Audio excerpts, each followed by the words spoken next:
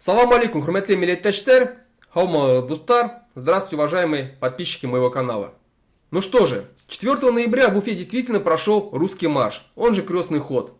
Сегодня это одно и то же, потому что русское православие и русский имперский фашизм в этом недогосударстве под названием Россия давно уже слились воедино. Вот вроде бы собирают людей в ту же русскую общину. Я общаюсь с представителями региональной русской общины. Грамотная, деятельная, толковая. И я понимаю, что они искренне хотят и искренне собираются наводить в стране порядок. Если мы сейчас всех чуркобесов уничтожим, выдавим из России, и уже не только мигрантов, а лица кавказской национальности, а недорусские, полурусские, а еще какая-нибудь мордва там неправильная. Мигранты, они занимают там мое рабочее место, они не дают мне там дышать спокойно и так далее, и так далее. В нашем обществе мы должны чувствовать себя монолитом, так, чтобы никто не задавался вопросом, как я в армии, когда Женька Федоров через полгода говорит, а я вообще мордва по паспорту. Я говорю, а мордва это что? Имперские фашисты из русской общины нашли очень удобную вывеску, под которой они вполне начали легально проводить свои акции. Это РПЦ, она же Русская Православная Церковь. Ранее, 4 ноября, по всей России русские националисты ежегодно проводили свои вот эти русские марши. Но после разгрома властями наиболее оппозиционных русских националистических организаций, эту акцию с этого года перехватила русская община. Чтобы это не выглядело как чисто фашистская акция, теперь в этот день РПЦ начала в разных городах официально проводить крестные ходы, попутно предоставляя свое мероприятие и русским имперцам из таких организаций, как Русская община, Двуглавый орел, Северный человек и так далее. В российских областях, где сильна роль РПЦ, на официальных крестных ходах настоящая цель акции вообще не скрывается. И имперские фашисты открыто, не стесняясь никого, кричат свои фашистские кричалки по типу «Мы русские, с нами Бог», «Россия для русских», ну и так далее.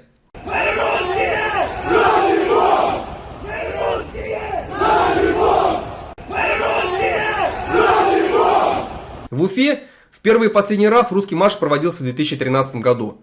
Но уже в 2014 году организация «Башкорт» не дала провести русский марш. Тогда дело чуть ли не дошло до драки.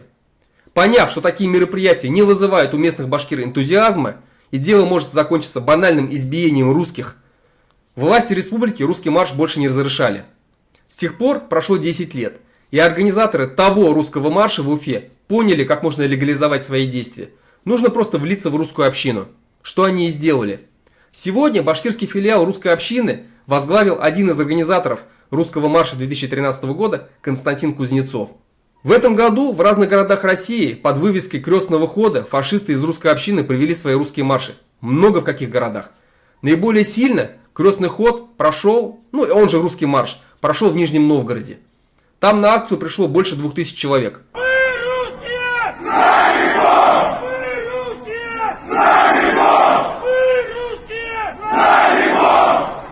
Во главе этой акции был русский православный олигарх Константин Малафеев, который снабжает, спонсирует их. В Уфе хоть и получено было добро от самого Радия Хабирова на проведение этого русского марша, все прошло очень вяло и скрытно. Понимая, что Башкортостан это не Нижегородская область, и если что, башкиры могут быть очень злыми, русские фашисты постарались максимально не афишировать данное мероприятие. Дело дошло даже до того, что за день до проведения вот этого русского марша Константин Кузнецов открестился от того, что они, как русская община, будут в нем участвовать. Мол, мы придем на крестный ход, как обычные прихожане. Что интересно, это заявление Константин Кузнецов опубликовал не где-то там на своих телеграммных ресурсах, а на главном сайте республики Башинформ. Там фашиста Кузнецова ласково назвали общественный деятель. Но уфимский крестный ход, он же русский марш, вместе со священниками собралось от 50 максимум до 100 человек. Но все же там были развернуты имперские флаги и флаги русской общины.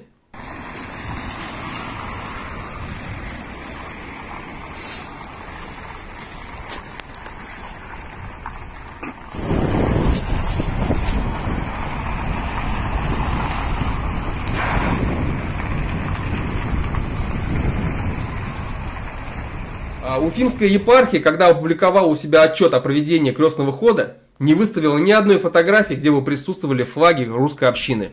Она прекрасно понимает ущербность и непопулярность в республике этой фашистской организации.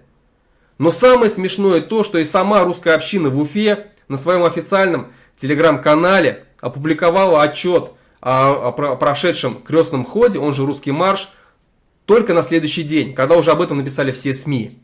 Видно, что все еще они стесняются и банально боятся открыто заявить о себе в Башкортостане, понимая маргинальность своего существования. Но начало уже положено. Ради Хабиров получил указание из Москвы поддерживать этих молодчиков административным ресурсом. Деньгами же их будет спонсировать олигарх Андрей Назаров, который, напомню, ранее был судим за изнасилование башкирки. В 1986 году депутат Назаров Андрей Геннадьевич со своими друзьями встретили меня на улице, избивая, повели меня в подвал. В подвале они издевались надо мной. Сколько было человек? 3. Они все получили сроки? Получил Каплин, Назарову 3 года, да? 3 года, но его потом все равно как-то условно сделали. Освободили. А Полин ничего не получил. Вас такой приговор не устроил, конечно. Меня это не устроило, да. Видя, как русский фашизм гордо поднимает свою голову по всей России, в Башкортостане он также неминуемо начнет разрастаться. В следующем году, если политика властей не изменится, я уверенно заявляю, что в Уфимском русском марше примут участие гораздо больше людей. Что могут противопоставить этому башкиры? Только самоорганизованность и осознание, что за свою землю и за свою идентичность придется бороться, и далеко не мирными способами. Как в реальности это осуществить?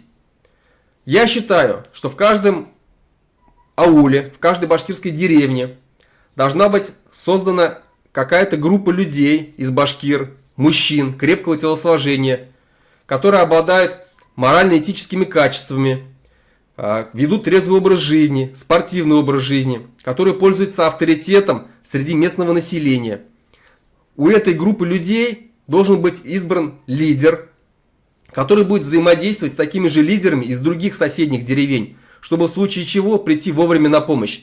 А помощь эта нужна будет потому, что русская община, начав погромы с цыган, рано или поздно перейдут на погромы башкир, татар, чувашей и других народов.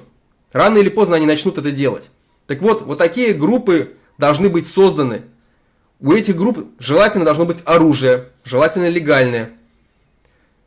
И они должны готовы будут применить его в случае, если их дома придут громить русские молодчики, когда их имущество начнут сжигать вот эти русские имперцы.